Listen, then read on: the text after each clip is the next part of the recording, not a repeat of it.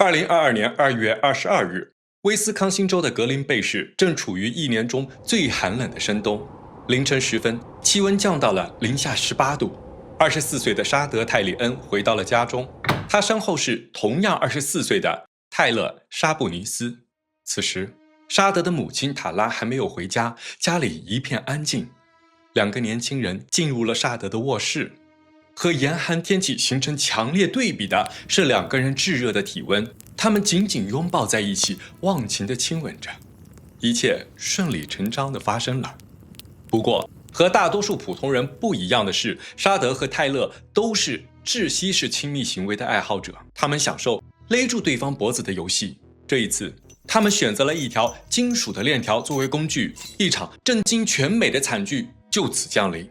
那么，4年前的那个夜晚到底发生了什么？案件的背后隐藏着怎样的家庭悲剧呢？让我们目击这起真实案件——地下室地狱。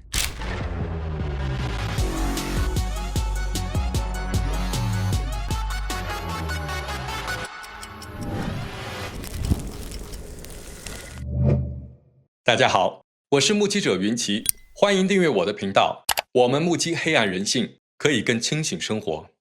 现在，让我们去到案件的发生地——美国格林贝。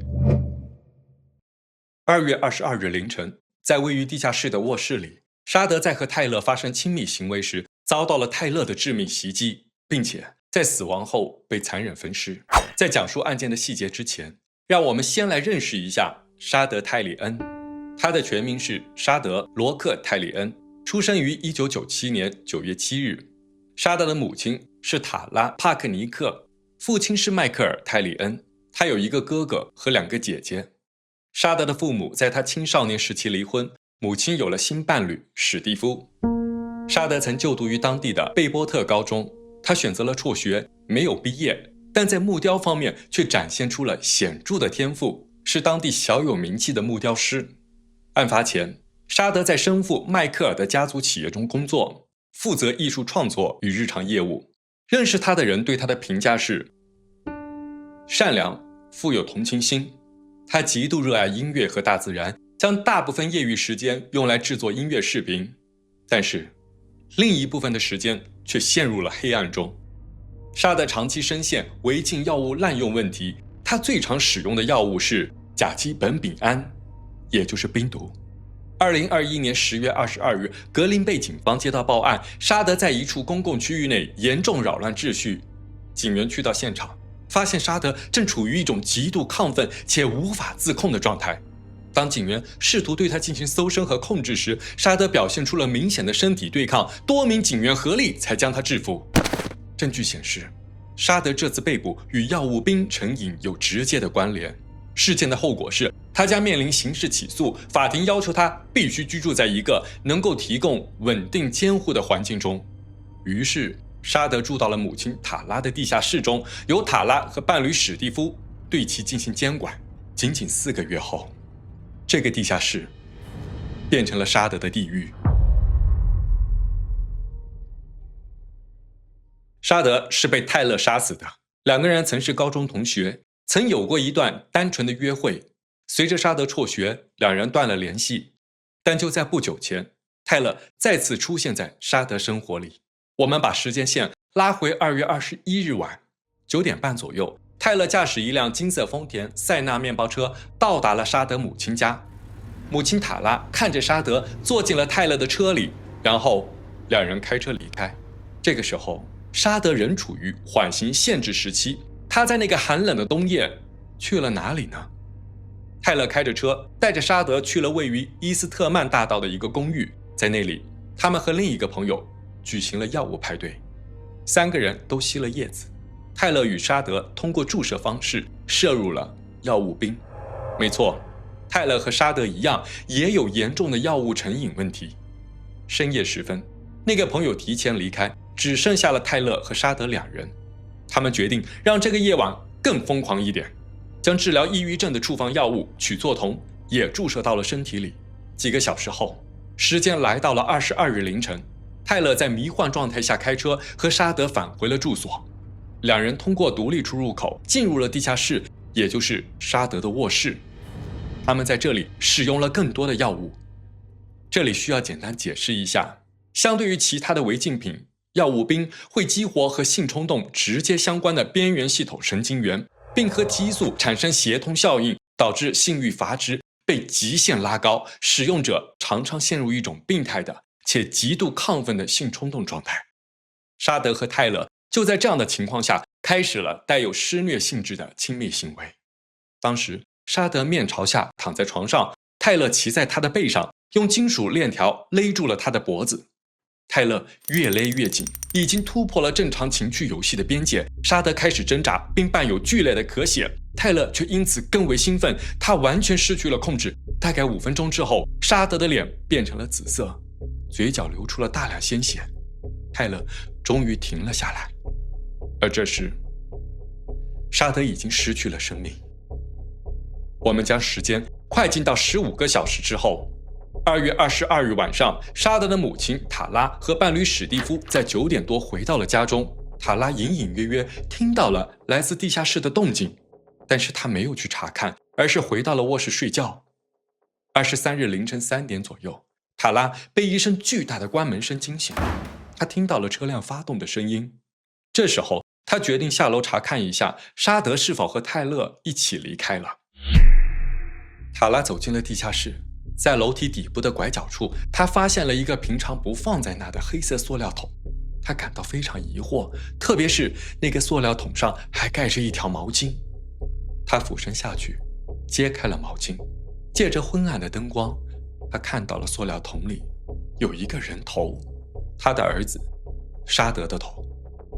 那是塔拉一辈子的阴影。他发出惨叫声，并让史蒂夫拨打了911报警。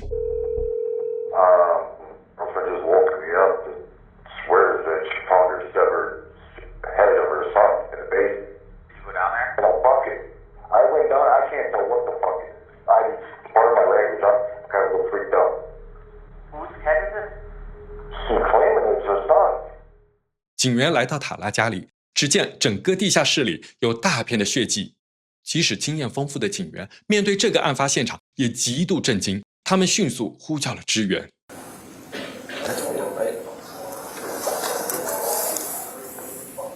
That's real low. I'll call here. 4 Edmund 82 Sam.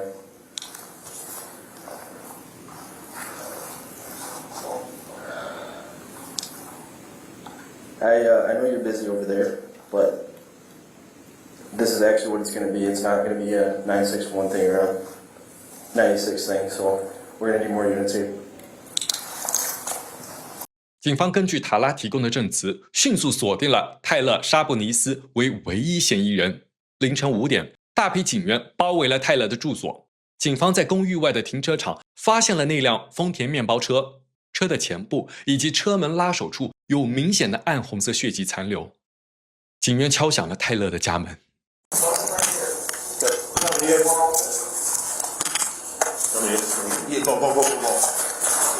Guys, hurry, get here now.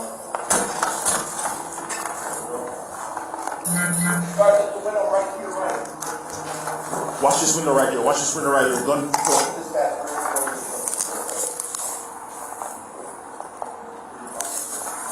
Go in here.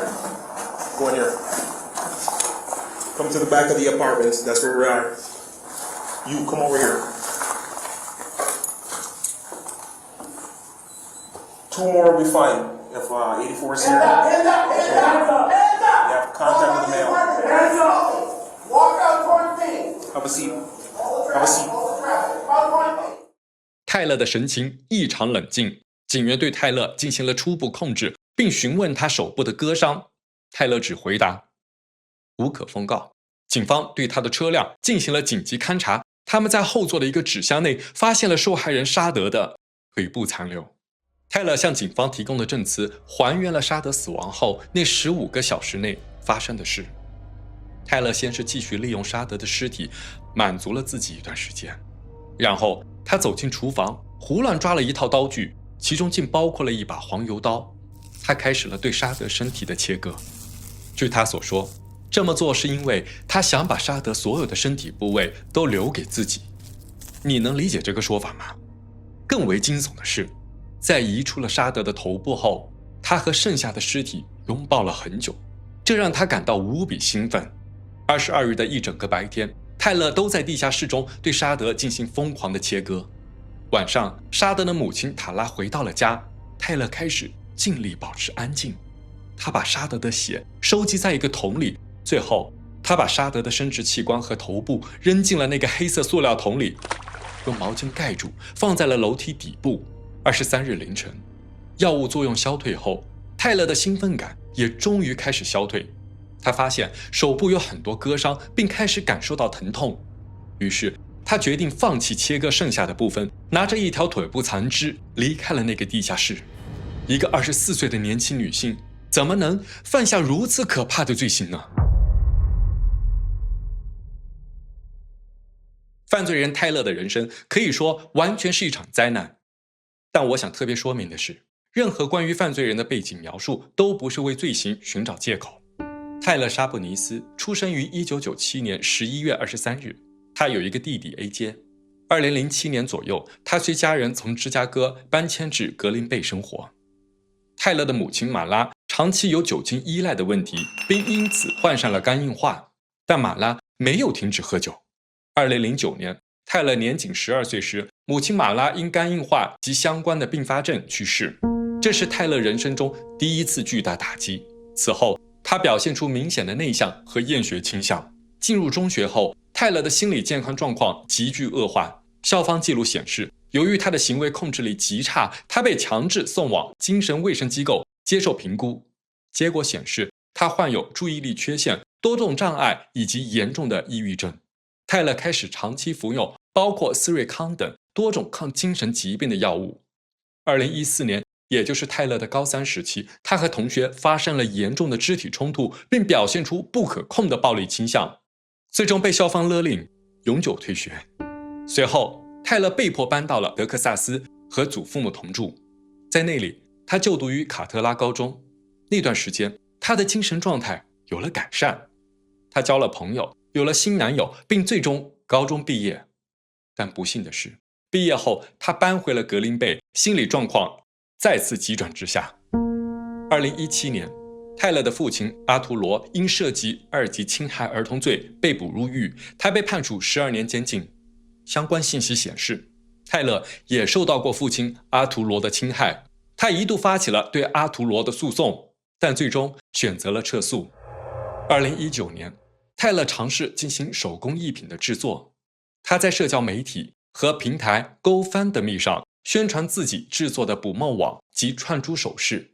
Hi, I'm Taylor Shaw Business, and I'm a very hardworking, dedicated individual that's broke and really needs money to help get that swole on. 由于泰勒不稳定的精神状态和日益严重的违禁药物需求，这些工作尝试都没有获得实质性的经济回报。在案发前，他没有过真正的工作经验。2020年，泰勒开始深度依赖药物冰，同时行为也加速失控。6月21日，多名社区居民报警称，泰勒在公共街道上表现出极度的精神异常。警员抵达现场后发现，他正处于严重的药物过量状态，不仅言语逻辑混乱，并伴随有剧烈的肢体抽搐和咆哮声，对过往的路人构成了明显的安全威胁。当警员试图靠近时，泰勒突然发起了攻击，并在警员试图将他带上巡逻车的过程中，表现出了超长的体力。他猛烈地踹踢警员的腹部和腿部，导致一名警员受轻伤。即使在被戴上手铐后，泰勒持续对执法人员进行极度攻击性的辱骂，并威胁要实施更严重的暴力。此次事件导致他面临殴打执法人员及拒捕的重罪指控。尽管行为恶劣，法院最终仅对他判处了3年缓刑，并要求他接受精神评估。8月的时候，泰勒驾驶的车辆严重超速，被巡逻警员拦截。然而，正处于药物冰的兴奋期，他没有停车，而是突然加速，连续高速闯过多个红灯，迫使多名行人与车辆紧急避让。最终，在一个停车场，泰勒被逼停并被逮捕。警方在车内发现了药物冰的粉末和吸食工具。这个事件使泰勒增加了逃避警察、保释期跳票以及持有违禁品、吸食工具等多项刑事标签。但法院依然只进行了治疗性质的从轻判决。2021年4月到5月，泰勒因严重的自我伤害倾向及精神分裂症状，再次入住精神专科医院。在此期间，他被确诊患有创伤后应激障碍和双向情感障碍。同年，和他关系亲密的弟弟 AJ 在一次惨烈的摩托车事故中意外身亡，这是对他精神的再一次巨大打击。也正是在这一时期，他和高中同学沙德在社交网络和当地的违禁药物渠道中重新建立了联系，两人发展为毒友及情人的关系。2022年1月3日，沙德遇害前的1个多月，泰勒因一起妨碍执法案件再次被法院定罪，他被判处入狱3个月。但考虑到他当时的心理状态以及需要的社会支持，法院再次准许泰勒转为居家监禁，他必须24小时佩戴 GPS 脚踝追踪器，并严禁离开指定区域。从这个时间来推算，沙德遇害的时候，泰勒应该还处于居家监禁状态，他怎么能离开家和沙德去参加药物派对呢？答案是，那个晚上他剪断了 GPS 追踪器，离开了家。也正是在这个时间内，惨剧发生了。我很困惑，泰勒剪断追踪器为什么没有触发执法部门的警报？难道追踪器只是个装饰品吗？更可怕的是，泰勒确实有严重的精神健康问题，并因此多次逃脱法律系统的严惩。这一次，他会不会以同样的理由脱罪呢？不出所料，当案件的司法程序启动之后，泰勒通过律师提出了因精神疾病和缺陷而不承担刑事责任。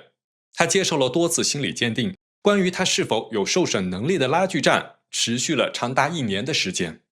出乎意料的是，泰勒在一次例行听证会上竟然毫无预兆地暴力攻击了他自己的律师。The week of May 15 for the trial.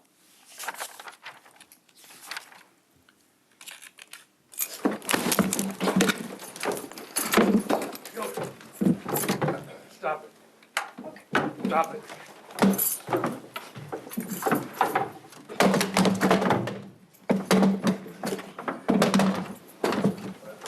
Rachel, call. 这段视频记录的是2023年2月14日的听证会。当时律师昆恩·乔利向法官请求推迟审判。泰勒为什么会攻击正为他争取权益的律师呢？你们说，他是真的疯了，还是在演一个疯子？如果说泰勒的行为是在表演，以此证明他没有受审能力，那么幸好这个计划没有成功。法官托马斯·沃尔什根据法医心理学家的报告，最终裁定泰勒具备受审能力。2023年7月24日，案件正式进入陪审团审判阶段。泰勒方的心理专家戴安·林顿博士在庭审中作证，泰勒的心理问题可以追溯到中学时期，他的确患有双向情感障碍以及严重的抑郁症，并伴有幻听症状。辩方据此认为，泰勒在案发时处于精神分裂状态，无法理解其行为的违法性。而检方的专家指出，泰勒的罪行不在于精神分裂，而是案发当晚摄入了高剂量的药物冰和曲唑酮的影响。这两个论点的根本区别在于，在威斯康星州法律下，自愿摄入违禁药物而导致的失控行为不能作为精神失常辩护的依据。检方进一步指出，泰勒在审讯中能够清晰的、逻辑严密的描述切割过程，甚至能准确回忆起尸块的藏匿位置，他的认知能力不存在问题。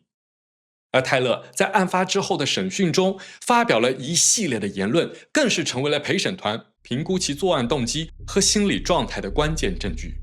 当谈到对沙德的切割时，他说：“我当时一边吸着他的身体，一边切割。”问到关于动机的问题时，他回答说：“你有没有爱过一样东西，爱到想杀了他？这种事常发生在我身上。”他更是对警方发出了轻蔑的挑衅。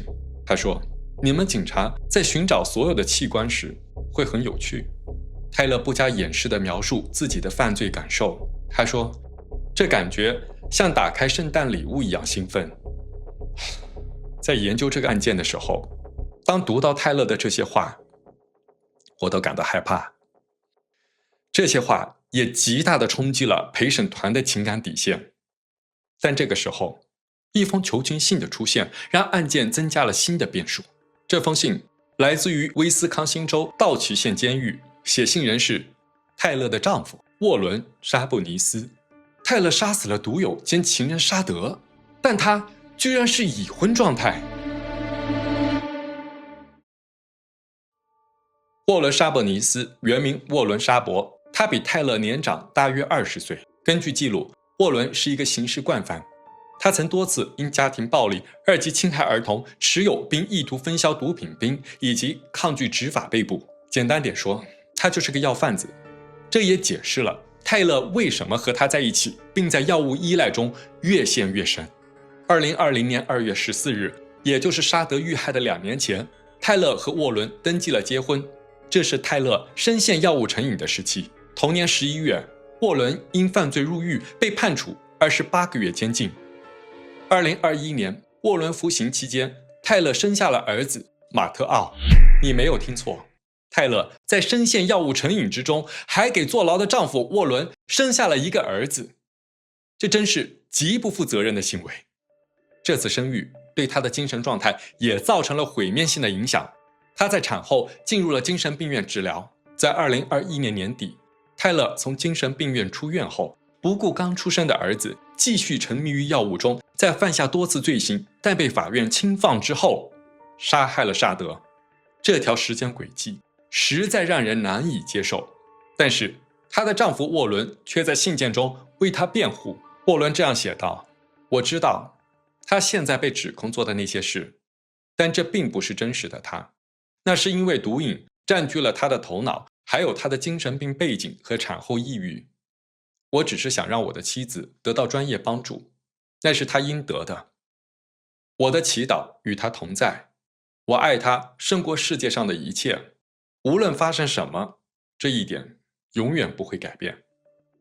难以形容，也很难理解泰勒和沃伦之间的这种病态关系。沃伦真的爱泰勒吗？我不相信。他是泰勒药物的提供者，更是泰勒走向极端犯罪的加速器。沃伦和很多的罪犯一样，病态地享受着关注。他利用给泰勒写公开信的这个机会，走到了聚光灯下，为自己塑造了一个爱和宽恕的形象，博取公众的关注，甚至期望获得减刑的机会。那么，沃伦的这封求情信真的有可能帮助到泰勒吗？2023年7月26日，由12人组成的陪审团在经过不足1个小时的闭门商议后，迅速达成了一致裁决。法庭宣读了针对泰勒的3项有罪判定：1级故意杀人罪、毁坏尸体罪以及3级性侵犯罪。更为关键的是第2天，陪审团将裁定泰勒在实施犯罪期间是否具备完全的理性思考能力。他们在此仅进行了1个小时的商议，就裁定泰勒具备法律责任能力。也就是说，这一次泰勒不可能再以进入精神病院接受治疗的方式来代替服刑。2个月后，法官托马斯·沃尔什主持了最终的量刑听证会。他宣判了泰勒3项罪名的刑期为终身监禁且不得假释。在宣判现场，泰勒神情极为冷漠。法官问他有没有什么话作为最后陈述，他只回答说：我没有什么要说的。这个案件中最引人关注的是怪物一样的犯罪人泰勒，但其中有3个家庭的悲剧。第一个是沙德，他辍学后陷入了严重的药物依赖中，这在他的家庭中并不是秘密，但他的家人没能给他足够的关心。当他因犯罪被判居家监管时，如果母亲塔拉更严格一点，是不是有可能避免这场悲剧呢？塔拉的伴侣史蒂夫在报警时对沙德的称呼不是我们的儿子，而是他的儿子。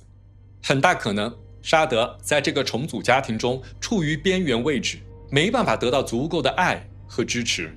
泰勒的家庭更可怕，他的母亲酒精依赖，早早离世，弟弟发生车祸意外离世，父亲侵害犯罪被捕入狱。这些事情，任何一件发生在一个人身上都会是巨大的打击。泰勒确实经历了太多痛苦，但他在痛苦中选择了毁灭。泰勒沉溺于药物，并和一个药贩子组成了家庭，还生下了孩子，把家庭的悲剧传递给了儿子马特奥。泰勒在怀孕期间仍然使用违禁药物，使得马特奥在出生前就长期被动吸药，出生后立刻陷入药物成瘾发作所带来的剧烈疼痛。马特奥是无辜的受害者，早早的被剥夺了拥有正常人生的机会。泰勒入狱后，马特奥被80多岁高龄的曾祖母收养。2026年的现在，马特奥应该5岁了，无法想象他的成长历程会有多少艰难。让我们真心祈祷，希望他能成为这个悲剧的幸存者，最终摆脱上一代家庭的阴影，建立自己的人生。感谢你看到这里，在这个充满了猎奇色彩的案件背后，是沉重的人性阴影。有很多人也经历过挫折、意外和旁人无法体会的困境，在破碎的人生中重建自我是极其艰难和痛苦的。但是，酒精、药物一定无法提供真正的帮助。请点赞、评论，让更多的人可以看到这条影片。我是目击者云奇，我们目击黑暗人性，可以更清醒的生活。下次再见。